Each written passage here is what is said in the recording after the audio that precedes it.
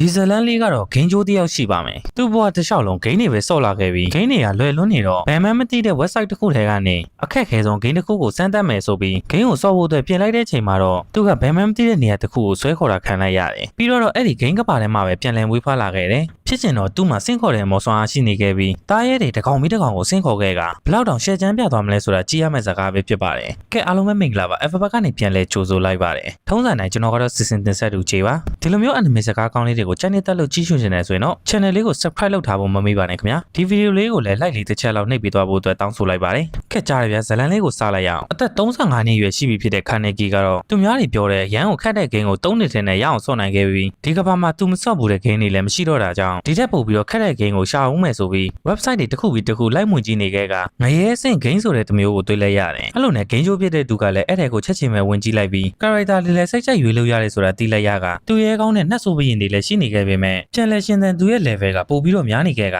ခက်ခဲမှုအဆင့်ကလည်းငရဲကန်းအဆင့်ဆိုတော့ခါနေကီအတွက်ကလည်းချက်ချင်းပဲအဲ့ဒါကိုရွေးချယ်လိုက်တယ်ဒီလိုနဲ့ login ဝင်မယ်ဆိုပြီးနှိပ်လိုက်တာနဲ့ချက်ချင်းပဲခါနေကီတယောက်ကွန်ပျူတာထဲဆွဲခေါ်တာခံလိုက်ရတယ်ဒီလိုနဲ့မကြခင်မှာပဲကောင်လေးတယောက်ဖြစ်သူပြန်လဲမွေးဖွားလာခဲ့ပြီးအနားမှာရှိနေတဲ့သူတွေကလည်းသူ့ဖေနဲ့သူ့မေဆိုပြီးသိလိုက်ရတယ်သူ့အဖေဆိုတဲ့သူကသူ့ကိုအယ်လန်ဆိုပြီးနာမည်ပေးနေခဲ့ကအယ်လန်ကတော့အရင်ဘဝတုန်းကခါနေကီရဲ့မညံ့တွေနဲ့ပြန်လဲမွေးဖွားလာခဲ့တယ်သူရွေးချယ်လိုက်တဲ့ခက်ခဲတဲ့ level ဆင်းက Helmut ဖြစ်နေခဲ့တာကြောင့်သူစားရမယ့်ဘဝကလည်းအောက်ခြေကနေဖြစ်ပြီးသူ့အဖေ Rodin နဲ့သူ့အမေထက်စီယာတို့ဟာအောက်ခြေကျွန်းလွတ်သွားတယ်ဆိုတာသိလိုက်ရတယ်ဒီလိုနဲ့ပဲခါနေကီတယောက်ခန္ဓာကိုယ်အသစ်နဲ့ပြန်လဲမွေးဖွားလာပြီးတစ်နှစ်ကြာလာတဲ့ချိန်မှာတော့သူ့ရဲ့စွမ်းအားကိုအမျိုးမျိုးစမ်းသပ်နေရင် Greymore ဆိုတဲ့မော်စာအုပ်ကိုလည်းထုတ်လုပ်နိုင်ခဲ့တယ်အယ်လန်လည်းအပြုံလွန်ပြီးချက်ချင်းပဲအော်မိလိုက်တာကြောင့်အဖေဖြစ်သူနဲ့အမေဖြစ်သူကလည်းချက်ချင်းလက်တော့ခဲ့ကသူ့ကိုလာကြည့်နေခဲ့ပေမဲ့အယ်လန်ကတော့အိပ်ပြီးတော့ရောင်နေတဲ့ပုံစံပဲဟန်ဆောင်လိုက်ရတယ်သူ့မိဘတွေထွက်သွားတော့မှစာအုပ်ထဲကသူ့ရဲ့ချက်လက်တွေကိုကြည့်လိုက်တော့သူကအခုမှ level 1ပဲဆိုတာသိလိုက်ရပြီးသူ့ရဲ့ level တွေကမြင့်တင်လို့ရတယ်ဆိုတာပါသိလိုက်ရတယ်ပြီးတော့သူ့ရဲ့အဓိကအစွမ်းကလည်း Moderator တွေကိုဆင့်ခေါ်တဲ့အစွမ်းဆိုတာပါသိလိုက်ရပြီးဒီ game ရဲ့တီထွင်သူနတ်ဖျားမကလည်းသူ့ကိုအကြောင်းကြားစာပို့ပေးလိုက်တယ်သူ့ကိုစာအုပ်ပေးတာနောက်ကျလို့ဖြစ်ပြီးဒီ character အသစ်ကလည်းအခုမှအသစ်ဖန်တီးထားတဲ့ character ဖြစ်ကြောင်းပြောပြခဲ့တယ်အဲဒါကြောင့်ပဲဒီကဘာမှာကနှက်ဆိုးဘရင်နဲ့မော်တူရဲကောင်းထက်တောင်ပို့ပြီးတော့ level များနေခဲ့တယ်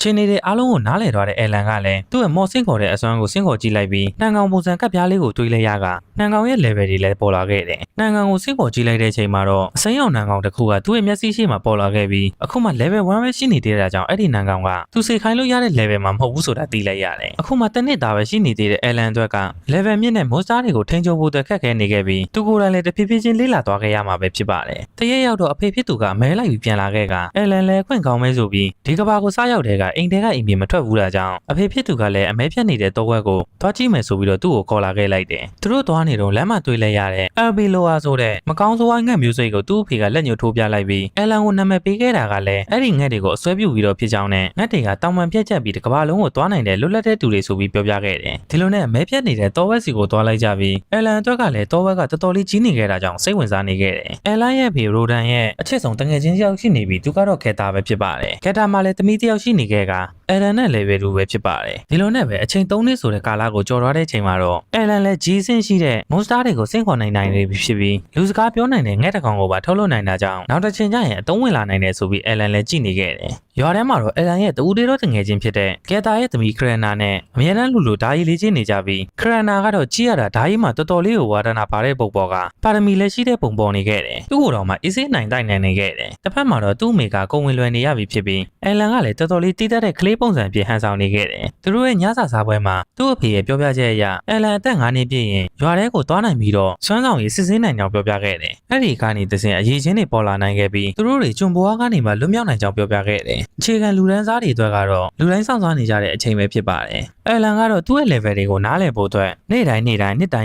သူ့ရဲ့စင်ကော်ကောင်တွေကိုလေ့လာနေခဲ့ရတယ်တရက်ရောက်တော့သူ့အမေရဲ့ဒုတိယကိုဝန်ကလည်းနေစိလာစင်ဖြစ်လာခဲ့ပြီဖြစ်ပြီး Alan လည်းကူညီနိုင်ဖို့အတွက်စွမ်းကိုစူးစမ်းနေခဲ့တယ်ရိုဒန်ရဲ့တငယ်ချင်းဖြစ်တဲ့ခေတာတို့မိသားစုရောက်လာခဲ့ပြီးကူညီပေးခဲ့တာကြောင့်ရိုဒန်တို့ရဲ့လင်မယားရဲ့ဒုတိယမြောက်ကလေးကလည်းအောင်မြင်မြင်မွေးဖွားလာခဲ့တယ်ဒီတစ်ခါမှလည်းယောက်ျားလေးပဲဖြစ်နေခဲ့ပြီးအဖေဖြစ်သူရိုဒန်ကပဲ March ဆိုတဲ့နာမည်ကိုပေးခဲ့လိုက်တယ် ဒီလိုနဲ့ပဲတရွာလုံးစောင့်နေခဲ့ကြတဲ့အလန်ရဲ့9နှစ်ပြည့်မွေးနေ့ရောက်လာခဲ့ပြီဖြစ်ပြီးသူ့ရဲ့ဖေနဲ့သူရွာထဲကိုသွားတော့မှာပဲဖြစ်ပါတယ်ကက်တာတို့ရဲ့သားဖားနှစ်ယောက်လည်းစောင့်နေခဲ့ကသူတို့တွေအားလုံးရွာထဲကိုထွက်လာခဲ့ကြတယ်ရွာထဲကိုထွက်လာတော့အလန်တီးလိုက်ရတာကရွာထဲကလူတွေမှာဝတ်ကောင်စားလာတွေရှိနေခဲ့ပေမဲ့သူတို့တွေကလည်းအခြေခံလူဒန်းစားတွေတာဖြစ်ပါတယ်ဒီလိုနဲ့သူတို့ရဲ့စွမ်းတွေကိုစစ်ဆေးပြီးဖုံးတော်ကြီးတွေရောက်လာခဲ့တယ်စစ်ဆေးပြီးတော့အချက်လက်တွေပေါ်လာမယ်ဆိုရင်ကျွန်းလူဒန်းစားရောအခြေခံလူဒန်းစားရောမရွေးအားလုံးကတန်းတူညီမျှရှိမှဖြစ်ပြီးကျွန်းလူဒန်းစားကနေလည်းသူရဲကောင်းဖြစ်နေကြောင်းပြောပြနေခဲ့တယ်အရင်တော့သူရဲကောင်းတွေလည်းတာရကအနေနဲ့ရှိနေခဲ့တယ်ဒီလိုနဲ့ဖုံးတော်ကြီးကအရင်ဆုံးအနေဖြင့်ဒီရွာရဲ့တကြီးတာဘယ်လိုမတ်ကိုပဲအရင်ဆုံးအစွမ်းစစ်ဆေးဖို့အတွက်ဆင့်ခေါ်လိုက်ကအနားမှာရှိနေတဲ့ဖန်လုံးကိုလက်တင်လိုက်ရင်အချက်လက်တွေကသူ့လိုလိုပေါ်လာမှဖြစ်ကြောင်းပြောပြလိုက်ကတကြီးရဲ့သားဘယ်လိုမတ်ရဲ့အဆင့်တွေကလည်းမနှိမ့်ပဲ